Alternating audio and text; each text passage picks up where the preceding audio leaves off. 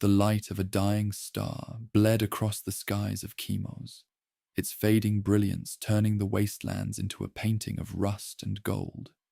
Mountains stood like the jagged teeth of dead titans, their peaks crowned in ash from the great manufactories that choked the horizon. The wind carried the scent of molten metal, scorched earth, and the quiet despair of a world that had known only toil for generations. Chemos was a planet of industry, without artistry, survival without beauty, a world where the concept of perfection had long ago been ground to dust beneath the weight of necessity. And yet, atop the skeletal remains of a collapsed manufactorum, a solitary figure stood, his pale hair catching the stars' dim light as though it had been woven from threads of silver. His eyes, violet, luminous, and impossibly sharp, did not look upon the decay with revulsion, but with an expression closer to grief. This was a grief not for the death of a thing, but for the fact that it had never truly lived. That figure was Fulgrim. He had walked among the people of Chemos, lifting them from the edge of extinction through sheer will, reorganizing the failing factories to sustain life. Yet even in victory, he felt no triumph. For every breath saved, 1,000 moments of beauty were lost to the grind of survival. To live without art, without refinement, without the pursuit of something greater, that to him was a kind of death the soul could not bear. And in the deep, unspoken places of his mind, Fulgrim feared that perhaps the entire galaxy was much the same, vast, powerful, yet hopelessly imperfect. On this day, the wind shifted. The ash clouds above broke for the first time in decades, revealing not the dim light of their dying sun, but something far greater. A vessel descending through the heavens, its form haloed in gold and crowned with banners that caught the light, like the wings of some celestial bird. Fulgrim did not shield his eyes. He stared upward, unblinking, as if some long-awaited moment had finally come to pass. The vessel's descent was not fast, but deliberate, like the measured brushstroke of a master artist. When it landed, the air shivered with the deep resonance of its engines, and from its gates stepped the Emperor of mankind himself. His radiance was such that even the soot-filled air of Chemos seemed to clear in his presence. Fulgrim, who had never bowed to any being in his life, found his knee bending of its own accord, not out of submission, but in acknowledgement of a perfection he could not deny. The Emperor's gaze was not simply upon him, but through him, reading the architecture of his soul. "You are my son," he said, voice resonant like the echo of creation. "And you have much to do." Fulgrim rose, meeting the Emperor's eyes with a hunger he had never shown another living being. "Then show me the canvas," he replied, "and I will paint it as it was always meant to be." They walked together toward the waiting vessel, Chemos shrinking behind them with every step. And yet, Fulgrim glanced back once, not in longing, but in silent farewell. In his heart, he made a vow. Never again would he allow the universe to wallow in imperfection. If the galaxy was flawed, he would reshape it. If its beauty was hidden, he would reveal it. If perfection was forbidden, he would claim it regardless of the cost. But somewhere, in the distant shadow of tomorrow, the cost had already begun counting itself. Before we go further into this tale of beauty, ambition, and ruin, know that we truly love and care for you, dear listener. You matter in ways you may not yet realize. Before we begin the story, tell us, where in the world are you watching from, and what time is it there? Now grab your coffee, and let's get started. The engines thundered, the sky darkened, and the golden vessel rose. Chemos fell away beneath them, a broken world abandoned to the dust. Ahead lay the stars, brighter, sharper, and full of promise. Fulgrim did not see the distant wars, the inevitable betrayals, or the doom that even now awaited him. All he saw was a galaxy that could be remade into something flawless. And so began the ascent of the Prince of Perfection. The vast chamber of the Emperor's vessel was unlike any place Fulgrim had ever seen. Its walls shimmered with the iridescence of forged adamantium, alive with the soft hum of arcane machinery and the whispered echoes of 1,000 whispered prayers. It was a temple and a forge, a crucible for creation, where raw potential was shaped into legends. Here, Fulgrim was no longer merely a leader of a dying world. He was a primarch, a son of the Emperor, destined to command legions and carve the galaxy in his image. His legion, the Emperor's children, awaited him like a sculptor's canvas, rough and unformed, yet brimming with possibility. As Fulgrim descended the grand stair, his violet eyes scanned the assembled warriors, men and women forged in the furnace of war, proud and fierce, yet unpolished. To him, they were flawed masterpieces, waiting for the touch of perfection. The task ahead was monumental. The Great Crusade was at its height, and each primarch was a spearhead of the Emperor's vision. Yet, unlike others who ruled by sheer force or iron will, Fulgrim sought to transform his legion into something more than soldiers. They would be artists of war, warriors who wielded not just weapons, but beauty itself. His voice, when he spoke, carried the weight of a promise. We will no longer be mere instruments of conquest. We will become the embodiment of excellence. Every strike we land, every banner we raise, will be a masterpiece worthy of legend. Among his retinue was a young remembrancer named Lucara, a painter whose talent for capturing moments of both triumph and sorrow was whispered about in the halls of terror. She approached Fulgrim with a palette of colours so vivid they seemed unreal, her eyes reflecting the same hunger for beauty that burned within his own soul. I will show your legion not just as warriors, but as icons, she said softly. Their story will be immortalized. Fulgrim regarded her for a long moment, seeing in her the spark that could elevate his vision beyond mere flesh and steel.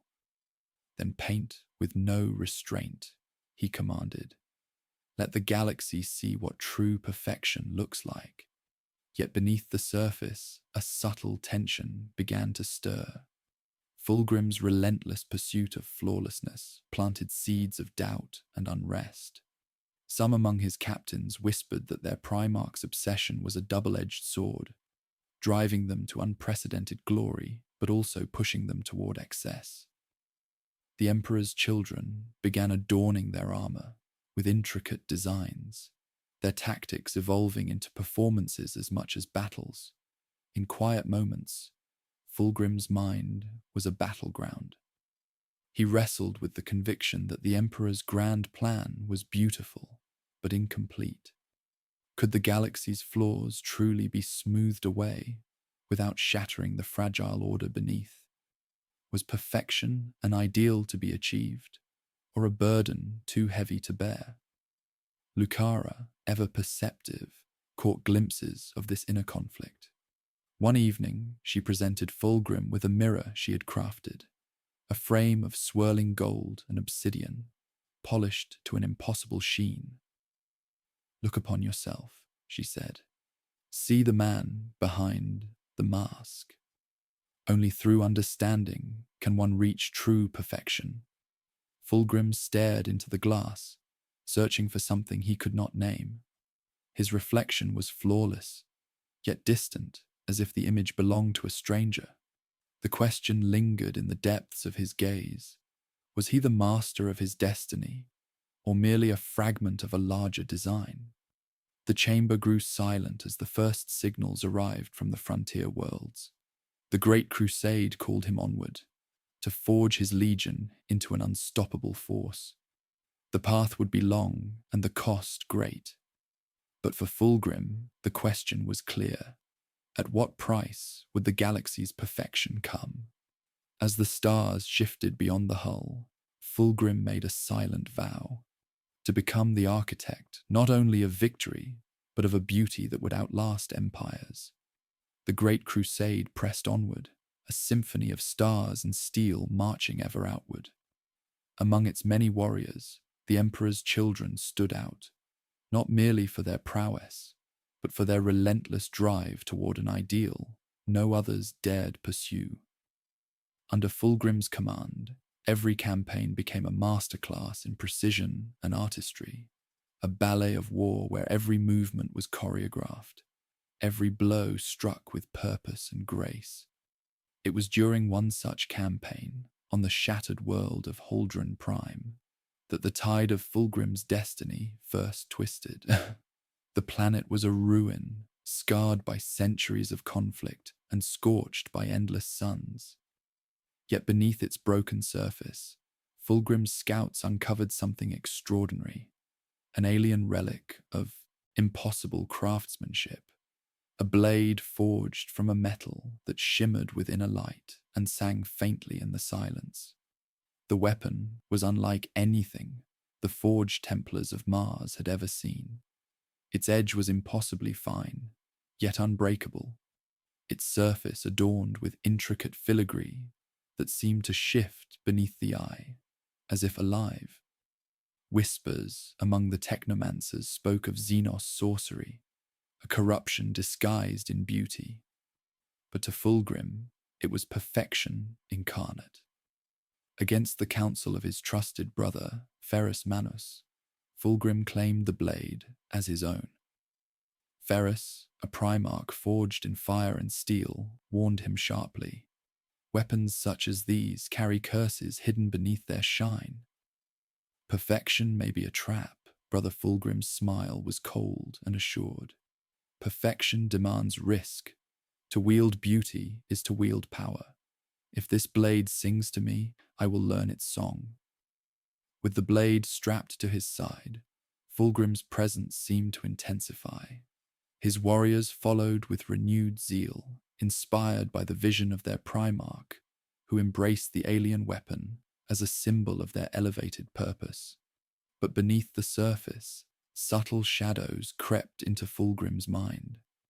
The blade whispered in dreams, its voice smooth and seductive, promising strength beyond mortal bounds, yet never revealing its true cost. The campaign at Holdren Prime was a decisive victory, swift and devastating. Enemy forces were crushed beneath the Emperor's children's precision, their lines shattered by tactics that were as much art as war.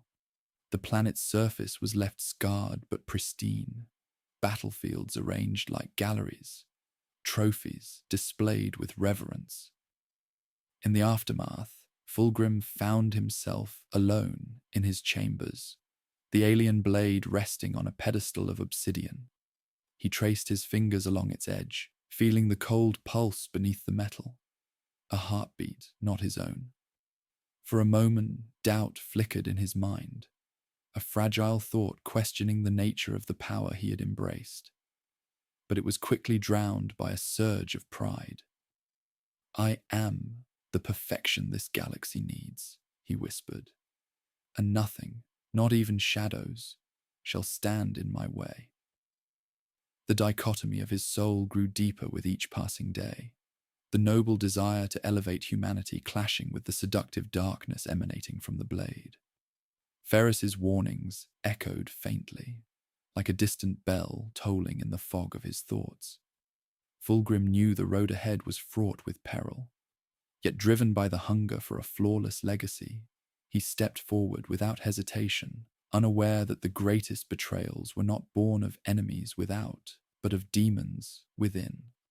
The halls of the Emperor's children echoed with a new kind of sound, soft, relentless, and intoxicating. It was not the clash of weapons or the roar of engines, but the murmurs of adoration and subtle symphonies of decadence. Under Fulgrim's gaze, his legion began to transform, no longer content with mere victory. They sought to embody perfection in every gesture, every armor plate, every moment of triumph. Their war gear became an expression of art, ornate helms crowned with filigree, pauldrons etched with scenes of past glories, and banners that fluttered like the wings of celestial birds. Even the blood spilled in battle was celebrated, choreographed into rituals of beauty and pain. The line between warrior and artist blurred, and Fulgrim revelled in the exquisite spectacle. Yet beneath this surface of grandeur, a shadow stirred within the primarch's mind. The alien blade he carried pulsed faintly, a heartbeat that no one else could hear. It whispered promises of transcendence, of liberation from the chains of mortality and weakness. Fulgrim found himself drawn to its song, a melody that both soothed and unsettled. In the quiet moments, when the Legion's celebrations faded and the world fell away, Fulgrim confronted a reflection unlike any he had faced before. Lucara, the remembrancer whose brush had captured the first glimmers of his soul, approached him with a gift, a new mirror, its surface a flawless expanse of polished crystal. "Look closely, my lord," she said, her voice tinged with caution. "Perfection is a double-edged blade. It can reveal the divine or cleave the soul." Fulgrim took the mirror, eyes searching the depths. For the first time, the reflection that stared back was not entirely his own. The visage was beautiful, yes, flawless skin, regal bearing, but in the eyes, something flickered. A question, a hesitation, a crack. "Morality is the refuge of the imperfect," Fulgrim whispered, echoing a thought that had taken root deep within him. "I will not be bound by their petty judgments." Lucara's gaze lingered, sorrowful yet resolute. Beauty without conscience is a mask that hides rot. Her words struck a chord, a dissonant note in the symphony of his ambition. But Fulgrim's pride was a fortress. He turned away, the mirror's surface catching the light as it slipped from his grasp, reflecting a shard of darkness in its flawless face. Around him, the Emperor's children danced between glory and excess. Their feasts became lavish displays of opulence. Their battles were performances designed to awe and terrify. Yet some voices murmured in shadow, questioning whether this pursuit of beauty was a path to salvation or ruin. Fulgrim pushed these doubts aside. The Great Crusade was a canvas stretching across the stars, and he was its master painter. Every stroke, every sacrifice brought him closer to the masterpiece he sought. But the alien blade at his side thrummed with a growing hunger, a hunger that no mortal pride could satiate. As the stars wheeled overhead, Fulgrim's gaze hardened. He would see his vision through, no matter the cost. For in the heart of perfection lay a terrible truth. To create beauty, one must sometimes embrace the darkness. The siege of Volarus was unlike any other the Great Crusade had seen. Once a proud bastion of humanity, the planet now lay defiant beneath a storm-darkened sky, its citadels standing stubborn against the relentless advance of the Emperor's children. Yet this was no mere battle for territory or conquest. It was a stage upon which Fulgrim would craft his magnum opus. From the outset, the campaign was marked by an unparalleled attention to detail. Every strike was calculated, every maneuver executed with balletic precision. The Legion fought not just to break the enemy's will, but to make war itself an expression of art. Golden banners fluttered like the wings of fallen angels. War cries rose like operatic arias, and the clangor of blades became a symphony of destruction. Fulgrim moved among his warriors like a conductor, his presence inspiring awe and fervor. His armor gleamed with the polish of 1,000 victories, adorned with the delicate engravings of phoenixes and lilies. symbols of rebirth and beauty. Yet beneath the surface of triumph, a darker current swelled. The alien blade at his side pulsed with a growing intensity, its whispers threading through his thoughts like silk and poison. At night, when the revelry ceased and silence fell, Fulgrim heard its song, an otherworldly melody promising a transcendence beyond flesh and time. It promised the perfection he sought, unbound by the limitations of mortality. As the siege dragged on, the Emperor's children grew ever more lavish in their excess. Feasts were held amidst the ruins, where captives were presented as trophies, and the blood spilled became a ritual dance of ecstasy and agony. Fulgrim watched these displays with a mixture of pride and unease, the lines between glory and decadence blurring in his mind. One evening, in the quiet of his chambers, Fulgrim traced the intricate filigree of the blade's hilt. The metal hummed beneath his fingers, alive with a power that both thrilled and terrified him. "Show me," he whispered. "Show me the path to true perfection." The blade's whisper was immediate, a susurrus of secrets and promises. Images flashed before his eyes, worlds bathed in golden light, souls freed from the chains of flesh, a cosmos reshaped in beauty's image. And yet, beneath the splendor, shadows flickered, chains forged in pleasure, ecstasies twisted into prisons. Fulgrim recoiled, heart pounding. Yet even as doubt crept in, he could not tear himself away. The blade was a mirror, reflecting both his deepest desires and his darkest fears. Outside, the war raged on. The siege of Valaris would end in flames and ruin. But for Fulgrim, it was only the beginning of a journey into the heart of obsession. For in the pursuit of perfection, the greatest dangers are those that lurk within. The forge world of Medrax Prime burned bright beneath a blood-red sun as Ferrus Manus arrived, his steps heavy with purpose. The towering forges spat molten fire into the smoky skies, their endless work echoing the relentless march of war itself. Here, amidst the roaring furnaces and the clang of hammers, two brothers would meet, not as rivals, but as souls bound by blood and burden. Ferris's gaze found Fulgrim across the vast chamber, where the primarch stood, regal and composed, a figure both radiant and distant. The pride in Ferris's eyes was tempered by concern, a shadow that had grown between them like a crack in the adamantium. "Fulgrim," Ferris's voice cut through the noise, steady and resolute. "The path you tread grows darker. The obsession with perfection you chase, it blinds you to what truly matters." Fulgrim turned, a faint smile playing upon his lips, serene yet edged with steel. "Brother, your craft is strength, mine is beauty. Together we forge different legacies, but both worthy." Ferris stepped closer, lowering his voice. "I do not question your skill, but beware the blade you carry.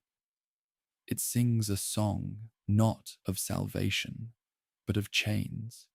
Fulgrim's violet eyes flickered with something unspoken, a conflict he had yet to fully admit, even to himself.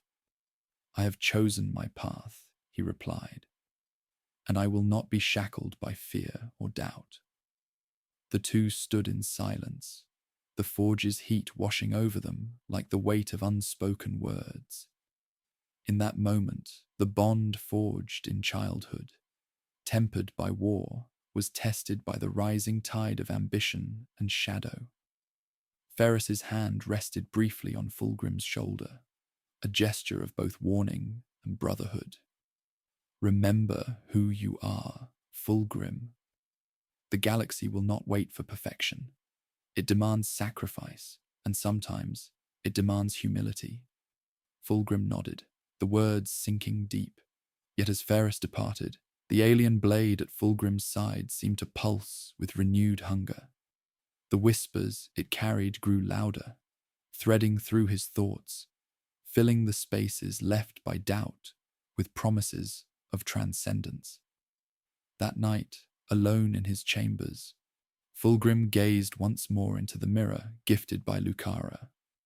The face that looked back was still flawless, but the eyes held a storm, an unquiet desire for something beyond reach. The mirror's surface shimmered, reflecting not only his image, but the fractured soul beneath. In the quiet darkness, Fulgrim made a vow, not just to the Emperor, not just to the Legion, but to himself. He would embrace the path laid before him, no matter the cost.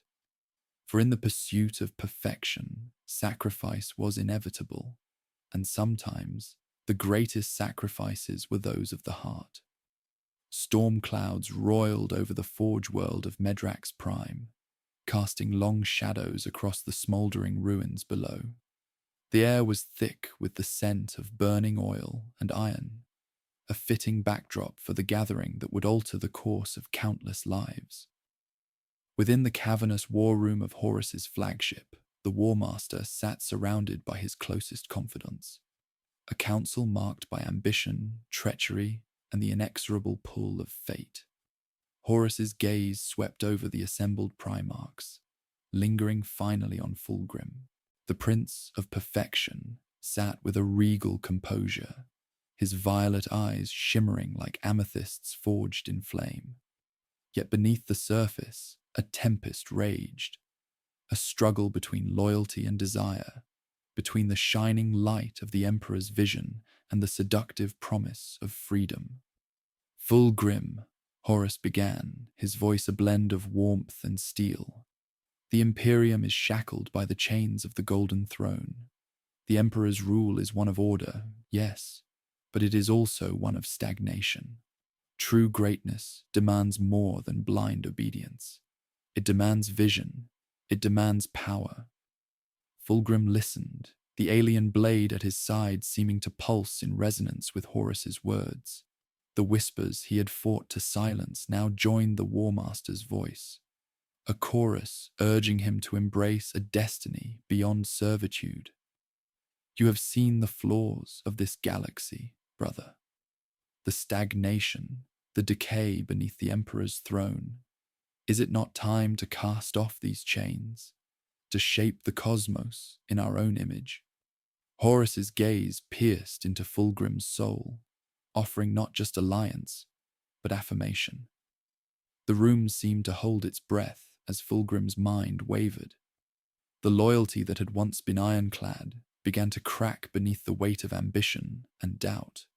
The blade sang louder, its melody weaving promises of transcendence and ecstasy beyond mortal reach. At last, Fulgrim spoke, voice steady, but laced with newfound resolve. If perfection demands freedom from the past, from the limitations imposed upon us, then I will walk that path, not as a servant, but as a creator. A subtle smile curved Horus's lips, a victory won not by force, but by whispered persuasion. Around them, the storm outside broke, lightning illuminating the faces of those bound to an uncertain future. As Fulgrim pledged his allegiance to Horus's cause, roses bloomed black in the gardens of the mind, symbols of beauty intertwined with poison.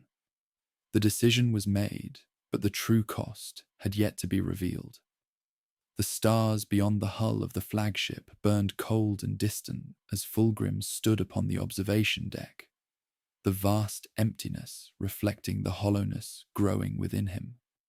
The promise of freedom from the Emperor's iron grasp had come at a price not yet fully known, a price measured in shadows, whispers, and fractured loyalties. Around him, the Emperor's children moved with a new urgency, their once elevated pursuit of beauty now tinged with a restless hunger. The alien blade at Fulgrim's side throbbed softly, its song a constant presence in his mind, weaving visions of godhood and dominion. It was a voice that demanded surrender, that offered release from the imperfections of flesh and duty. In the War Council chambers, The schisms deepened. Some captains embraced the new path, intoxicated by visions of power and glory beyond the Emperor's decrees. Others, wary and haunted by memories of the Primarch's former ideals, whispered of corruption and doom. The seeds of rebellion were not sown by enemies without, but by the turmoil within. Lucara approached Fulgrim in the stillness, her eyes shadowed with concern. "The path you tread is dangerous, my lord," she warned softly. "You chase a dream of perfection that may consume you whole. I see the light fading in your gaze." Fulgrim's smile was a blade, sharp, beautiful, and distant. "Perfection requires sacrifice, Lucara. You, of all people, should understand that." She reached out, placing a trembling hand over his. "And what will be lost in the sacrifice? Your soul, your legion?" He pulled away, the cold distance growing between them like a chasm. "I will be what I must, for the sake of the future we create." That night, alone in the void, Fulgrim's mind was a storm. The blade whispered of power, but at times it sang a darker tune, of chains forged in ecstasy, of freedoms that bind tighter than any prison. The reflection in the mirror showed a face both divine and damned, a visage caught between godhood and ruin. Outside, the galaxy awaited, a sprawling canvas of war, betrayal, and destiny. Fulgrim's choice had set him on a path from which there was no return, a path that promised both transcendence and oblivion. And in the silence of the stars, the first notes of his downfall began to play. The once glorious halls of the Emperor's children had become a palace of shadows, their gleaming armor dulled by whispers and doubt. The shining perfection Fulgrim had once embodied began to fracture beneath the weight of his choices. His captains, once united by a common vision, now eyed each other with suspicion, their loyalties as fragile as crystal. At the heart of this unraveling was a growing schism, those who still clung to the Primarch's original ideal of transcendent beauty, and those seduced by the darker promises whispered from the alien blade. Among them was Ferrus Manus's closest friend, Vero, a captain torn between honor and the seductive allure of power. In the council chamber, tensions erupted. Voices rose like crashing waves, accusations and defenses colliding. Fulgrim stood at the center, his violet gaze a tempest of resolve and torment. "We are on the brink of greatness," he declared, voice ringing with the fervor of a prophet. "Perfection is not a dream, but a destiny. To falter now is to doom us all to mediocrity." Vero's eyes flashed. "At what cost, my lord?" "The line between glory and damnation grows thinner with each step. Your blade sings a song none but you seem to hear." Fulgrim's grip tightened on the alien weapon's hilt, its cold pulse thrumming beneath his palm like a heartbeat of shadow. "I alone will bear the burden of choice. Follow me or fall behind." The chamber fell into uneasy silence, the weight of decisions pressing down like the stone walls around them. Yet beneath the surface, rebellion stirred, a subtle but growing resistance to the Primarch's vision. In the quiet that followed, Fulgrim retreated to the private sanctum where Lucara waited, her eyes pools of sorrow and understanding. "You push them too far," she said gently. "Even the most devoted begin to doubt." He looked away, the mask of perfection slipping momentarily. "I seek a future beyond their fear. 'Tis a path they cannot yet see." Lucara reached out, her fingers brushing his cheek with a tenderness that pierced the armor of ambition. "And what of your own soul, Fulgrim? What of the man behind the legend?" He closed his eyes, the question a blade sharper than any forged in war. The alien blade hummed softly, a reminder of the cost he had yet to pay. Outside, the galaxy churned with war and chaos. But within the Emperor's children, the greatest battle was one of spirit and loyalty. Fulgrim's vision hung in the balance, fragile as glass and as dangerous as fire. The night was thick with the scent of burning incense and blood as the Emperor's children gathered in the Hall of Echoes, a place where victories were celebrated and secrets whispered like silk. The golden banners swayed, casting shifting shadows across faces etched with loyalty and doubt alike. Fulgrim stood at the center, radiant and unyielding, the alien blade gleaming like a star fallen from the heavens. But beneath the surface of revelry, betrayal festered. Whispers moved like venom through the ranks. Captains once steadfast now exchanged furtive glances, their words laced with hesitation and fear. The pursuit of perfection had become a crucible, burning away not only weakness, but trust. Vero, torn between honor and the seductive promises of the blade, had fallen silent, his eyes haunted by visions only he could see. Others watched, waiting, weighing the cost of defiance. In the shadowed corners, a plan was born, a conspiracy whispered beneath breaths, fueled by desperation and love for a primarch slipping beyond reach. One evening, as the Legion feasted beneath a vaulted ceiling of stained glass, the air shifted. Lucara, ever watchful, caught the cold glance exchanged between two captains, their conversation a dagger cloaked in velvet. "Your obsession endangers us all," one hissed. "The blade is a curse. Fulgrim is lost to us." The other nodded, eyes dark with resolve. "Then we must act before the poison spreads further." Fulgrim sensed the growing storm, a tension that no display of grandeur could mask. His mind flickered with doubt, yet the blade's song drowned the shadows, urging him onward, toward a destiny entwined with ruin and glory. That night, alone in his chamber, Fulgrim stared into the obsidian mirror, his reflection fractured by the faintest crack. He reached out, fingertips tracing the jagged line. The image stared back, perfect and broken all at once. "I will not fall," he whispered. "Not yet." But the seeds of betrayal had taken root, and in the cold corridors of the Emperor's children, the first blows of a civil war echoed, silent but deadly. The halls that once resounded with the triumphant chants of the Emperor's children now echoed with the clash of steel and shattered oaths. The fracture within the Legion had burst open, spilling venomous words and blood across the polished floors. Brothers who had once fought side by side now turned their blades toward each other, their loyalty fractured like fractured glass. Fulgrim stood amidst the chaos, his violet eyes blazing with a tempest of fury and sorrow. The alien blade in his hand hummed a dark song, feeding on the turmoil, its edge gleaming with cruel intent.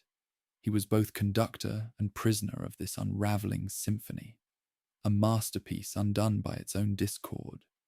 The once unified Legion was torn between those who remained faithful to Fulgrim's vision of transcendent beauty and those who sought to reclaim their honor, fearing the darkness consuming their primarch. Among the dissenters, Vero emerged as a voice of defiance, rallying captains and warriors who refused to be swallowed by shadows. In the shattered war room, Fulgrim faced Vero, their words heavy with the weight of betrayal and brotherhood. "You have lost yourself, brother," Vero said, steel in his voice. "This obsession will destroy all we have built." Fulgrim's gaze hardened. "Perfection is worth any price. You fear what you do not understand."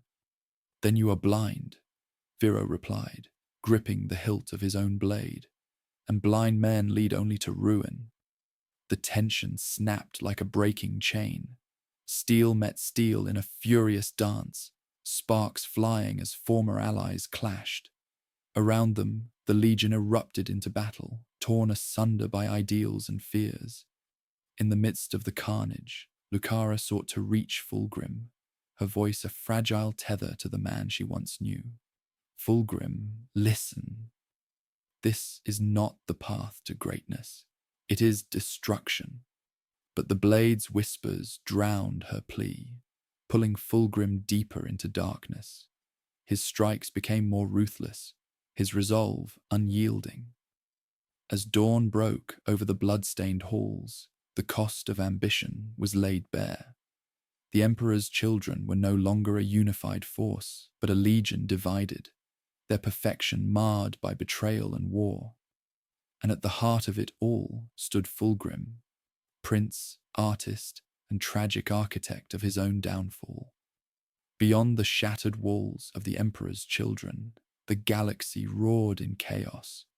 The Great Crusade, once a tide of unstoppable order, now felt the tremors of decay and discord.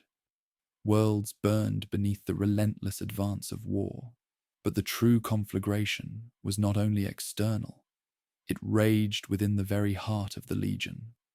Fulgrim's forces, fractured and haunted, marched across war-torn systems, their banners still proud, yet weighed by the bitter taste of betrayal. The external enemy was relentless, a coalition of Xenos and rebellious human worlds defying the Imperium's iron will. Yet each victory was shadowed by the slow unraveling of Fulgrim's command. On the storm-racked plains of Zephyrian, the Legion faced a brutal siege. The enemy was fierce, their hatred matched only by their desperation. Fulgrim's strategy was flawless, his forces a tide of elegance and precision. Yet amidst the clash, the fractures within his ranks deepened. Captains once loyal now withheld their strength, their eyes shadowed with doubt or worse, defiance. The alien blade at Fulgrim's side throbbed with dark hunger, its whispers a cruel reminder of the price he had yet to pay. In the midst of battle, a message arrived, a cipher from the traitorous captains plotting in secret. It spoke of rebellion, of a plan to sever Fulgrim's hold and reclaim the Legion's honor. Fulgrim read the message in silence, the weight of betrayal pressing down like a crushing void. Yet even as rage flared within him, a cold clarity settled over his mind. This war was not only for conquest, it was for the soul of his Legion. He summoned his loyalists, their armor gleaming beneath stormed skies, and spoke with the voice of a god fallen from grace. "We stand on the edge of oblivion," he declared, "but perfection is forged in the crucible of fire and blood. We will burn away the rot, and from the ashes a new order will rise." The battle that followed was fierce and unforgiving. Brothers clashed with brothers, steel sang against steel, and the cries of the fallen echoed across Zephyrian's scarred plains. Amidst the fury, Fulgrim fought with a desperate grace, a dance of death that belied the torment within. As the dust settled and silence fell, the cost was clear. The Emperor's children were a legion transformed, not just by war, but by the corrosive weight of ambition and betrayal. And Fulgrim, the Prince of Perfection, stood alone amidst the ruin of his dreams. The throne room aboard the Emperor's wrath was suffused with a heavy silence, broken only by the distant hum of failing systems and the faint, mournful creak of ancient machinery. Here, amid the cold steel and flickering hololiths, Fulgrim faced the crucible of his own making, an empire unraveling, a legion fractured, and a soul torn between divinity and damnation. The alien blade rested upon the dais before him, its surface shimmering with an inner light that seemed to pulse with the heartbeat of the void itself. It was both a symbol and a curse, the instrument of his rise and the herald of his fall. Before him knelt Vero, once a loyal captain, now a rebel burning with righteous fury. His eyes, fierce and unyielding, met Fulgrim's with the weight of betrayal, and sorrow. Your pursuit of perfection has blinded you, Fulgrim, Vero said, voice steady, despite the wounds that marred his armor. You have forsaken honor for obsession, your legion for madness. Fulgrim's gaze was cold, yet beneath the surface, a tempest of regret and defiance churned. I sought only to elevate us beyond the petty confines of mortality, to forge a legacy worthy of the stars. At what cost? Vero demanded. The blood of brothers, the souls of the fallen. You stand on the precipice, but it is not glory awaiting you. It is oblivion. The words struck deep, igniting a storm within Fulgrim's heart. For a fleeting moment, the mask of the Prince of Perfection faltered, revealing the fractured man beneath. I am no god, Fulgrim confessed, voice low and raw, but I will not be forgotten. If I must fall, then I will fall with beauty and fire. The alien blade flared, casting shifting shadows across the room as the two primarchs prepared to clash, not merely with steel, but with the weight of destiny itself. Their battle was fierce and devastating, a tempest of wills and blades that echoed the turmoil within the legion. Sparks flew like stars dying in the void, each strike a testament to fractured loyalty and shattered dreams. In the final moments, as both warriors stood bloodied and breathless, Fulgrim's gaze softened. He saw not an enemy, but a brother, a reflection of the man he once aspired to be. With a heavy heart, he lowered his blade. Perhaps, he whispered, perfection was never meant to be attained, only sought. Vero nodded, eyes glistening with tears. Then let us seek redemption, together, or not at all. In the aftermath, the fragile hope of reconciliation flickered amid the ruins of betrayal.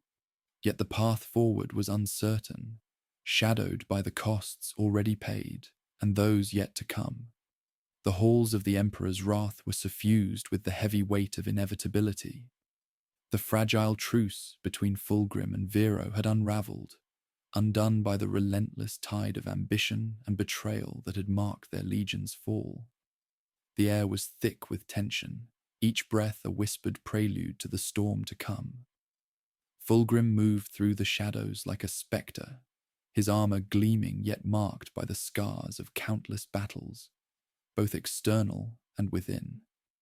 The alien blade hung at his side, a constant reminder of the price he had paid for his pursuit of perfection. It pulsed softly, as if alive, feeding on the growing darkness in his soul.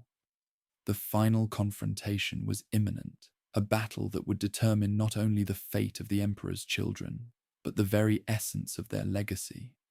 Allies became foes, trust dissolved into suspicion, and every step echoed with the weight of impending ruin. In the Grand Chamber, Fulgrim faced his once trusted captains, their faces a mosaic of fury, pain, and broken loyalty. Among them, Vero stood resolute, a beacon of defiance against the encroaching shadow. Fulgrim, Vero's voice rang out, steady and unwavering. You have led us into darkness, but it is not too late to turn back, to reclaim our honor before all is lost. Fulgrim's eyes shimmered with a cold fire. Honor is a chain, he replied. I seek freedom, freedom to create, to destroy, to become more than we ever were. The chamber erupted into chaos as blades were drawn and loyalties shattered. The battle was fierce and desperate, a clash of ideals as much as steel. Flames licked the walls, the echoes of war, a mournful dirge for a legion tearing itself apart. Amidst the carnage, Lucara moved like a ghost, her voice a fragile plea. Fulgrim, remember who you are. This path leads only to ruin.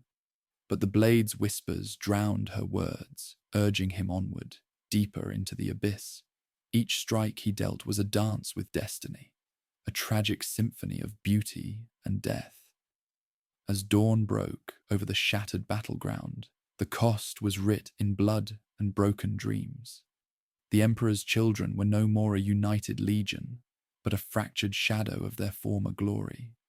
Fulgrim stood alone amidst the ruin, the weight of his choices pressing down like a tombstone.